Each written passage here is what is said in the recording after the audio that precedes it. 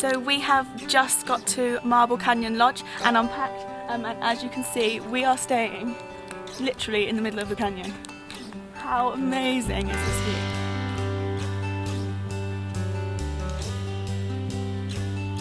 Marble Canyon Lodge was the closest place that had availability to the North Rim where I'm dropping the girls in the morning. So we are staying here, and this is actually one of the coolest places I have ever stayed. I mean, breathtaking. After a while, it sounds spoiled, but you do get used to your surroundings. But as I walk out of our lodge, it blows my mind every time.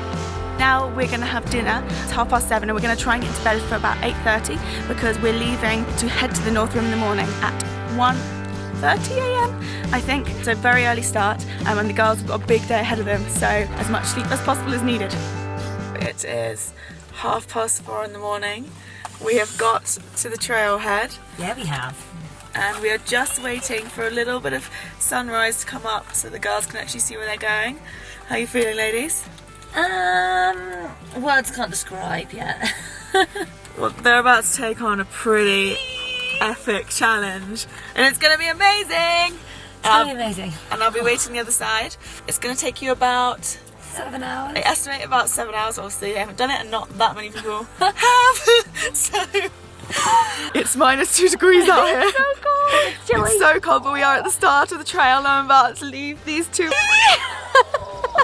Oh my god, I can't. Had the most amazing time. I know, I feel really emotional. Off we go. Wow, I actually cried. So now I am driving 3 hours to get to the Antelope Canyon, which is the one that was shut yesterday, and then I will be driving another 3 or 4 hours to get to the south rim of the Grand Canyon to hopefully walk down a little bit and meet the girls on the finish. And then after that we are driving to Vegas. I mean, as days go, this is a pretty epic one. As days go, this is a pretty epic one.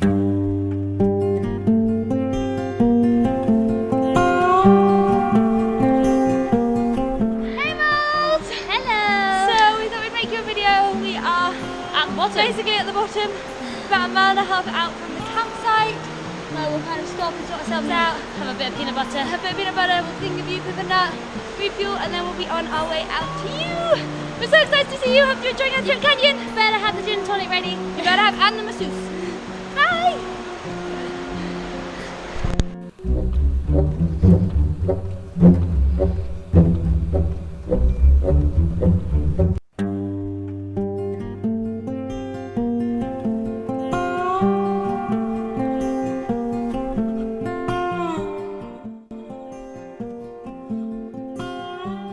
I have done a blog post, well I did one just after the accident to kind of answer everyone's questions as to what happened and how the car ended up in that state. The bottom line being that I was running on exhausted. I don't think I really kind of understood how tired I was. Combine that with a 1:30 start. I'd already been driving for about 3.5 hours at the point in which I crashed. I just said goodbye to the girls who were running the canyon, and that was a little bit emotional. And I was driving in the desert, and it was my first time driving, 1, in the desert, and 2, alone.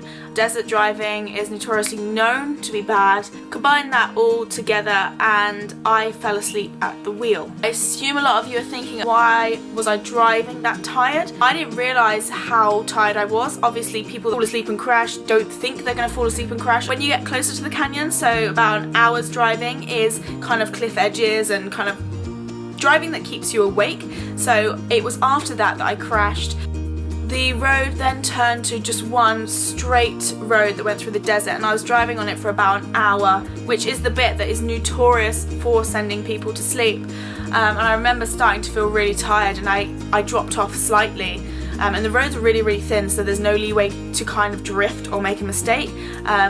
And my wheels came off the road a tiny bit, but I woke up and jogged myself back on, scared the absolute living daylights out of myself. If any of you have done that before, you'll know that that wakes you up. You are like, whoa, this is not cool. So I put my windows down, I put my music up, and I was singing to myself, and I was like, right, that's it, next stop, I am pulling over. I saw the 15-kilometer sign to the next stop. I then saw the 8-kilometer sign, and that was the last that I remember. I personally think that I relaxed when I saw the 8-kilometer sign, and I obviously relaxed so much that I fell asleep, which is really, really scary because I actually don't remember anything after that sign. So I woke up upside down, and I actually don't remember hitting anything. I don't remember it being a struggle. The adrenaline kicked in, obviously to escape, and I knew we had a big jerry can of petrol in the back of the car. So my first thought was, I need to get away from this car as quickly and as far away from it as possible. So there was this gap which, looking at it, I don't know how I got out of it, but I did, and I remember running away from the car. And I stood there in the middle of the desert, and you know, it's like traumatic happens, you kind of expect people to almost come over and see if you're okay, but I was honestly, it was 5 o'clock, 6 o'clock in the morning. No one drives through this area at the best of times, let alone this early in the morning. It's just a really desolate area. Anyway, I waited for the car to not blow up and to just for any noises to stop so that I could kind of edge towards the car. Luckily my phone was just about in reach, so I grabbed it and I was able to call 911. It actually blows my mind how I walked out of that. I don't remember any struggle, I literally don't remember anything. And I think now, because it was in a different country and it was in the most surreal surroundings ever, and obviously I was asleep as well, so I don't have any flashbacks, it doesn't feel real. But looking at the photos, I mean, I was so lucky to have walked away from that with literally no injury. I had this little scratch. You see that dot in between my fingers, a hole in the knee of my leggings. That and my GoPro smashed, and it just won't work. But I mean, considering there were 2 laptops in the car, 3 or 4 cameras, 2 lenses, and none of it got damaged, and I didn't get damaged. All the glass in the car smashed, all the airbags went off, and to be honest, afterwards, all I could think about was all the things that could have happened that didn't happen. I mean, it sounds weird, but getting glass in my eyes and blinding me, getting stuck in the car, not being able to get out, being unconscious. The scary thing is that no car passed the scene or passed me for about half an hour after it happened, and it took the police an hour after I called them to get to me. That's how far in the middle of nowhere that I was. I'm just so lucky that I didn't need any help. 1, that I didn't need any help, and 2, that I was able to continue my life with no repercussions. Now, I really don't want this to sound patronising, because obviously I'm the idiot that did it myself, but if you can learn anything from my experience, it's just don't drive tired. You've got so much power behind a wheel, and it takes 1 second, like 1 second, to fall asleep. Obviously I'm not glad it happened, but it has taught me a lot. Mum, you'll be glad to know, to listen to my body, to listen to my tiredness, and to not overexhaust myself and do too much. Okay, now I can lighten up a bit. I wanted to kind of be serious about that because it's a serious issue, but the adventure continued. If you guys have seen my California road trip footage, there are 3 parts on my YouTube already, and that was an epic adventure that happened after Arizona. The crash meant that I didn't get to go to the Antelope Canyon,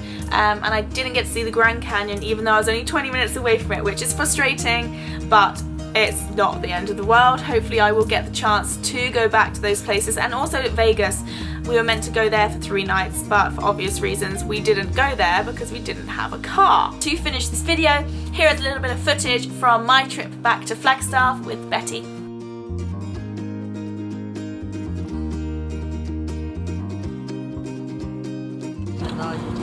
We're nearly there, and Betty's just stopped off and is treating me to a local delicacy here. We are just waiting for it to be cooked, and I'm going to check out the local stands. We have quite a few of these throughout Arizona on the highway, selling jewellery and local produce. I've been very lucky today. I think we bring people together, you know that? Yeah, really everything happens for a reason. It does, yeah. Don't know what the reason was, but we will find it out. But I think I'm gonna get this beautiful bracelet. For Navajo, yes. Navajo. Yes. And is that the people that live around here? Yes, yes, you're currently on the Navajo reservation. Fry bread, it's dough. Yeah. The dough is made with flour, baking powder, and salt. And then you just knead it into a big ball. And it's a delicacy around here in this area. Yes, it is. Yes, it is. We have it with a lot of our meals. And what do you call it? Itinerary. Itinerary. Wow, your Navajo is good. Not And then is it usually served with honey? Yes. Honey. People have it with honey, or they have it with salt or powdered sugar. So we have just picked up some Navajo street food from this little stop. You can see. On the side of the road as we make our way from Marble Canyon down into Flagstaff. The lovely Betsy has given me a lift, and I got her little bracelet from Thank you. the stand. That's an absolute pleasure.